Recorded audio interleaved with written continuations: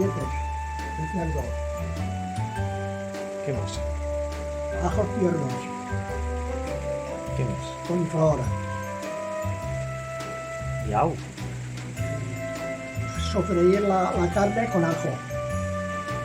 Después, bien frita la carne, después meto el ajo verde y lo frío y lo aparto y a continuación la colo.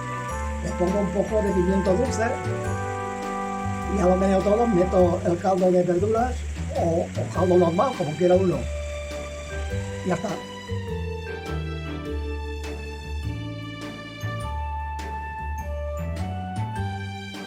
¿Pero qué vas a hacer para dinar? Arroz en costelletes.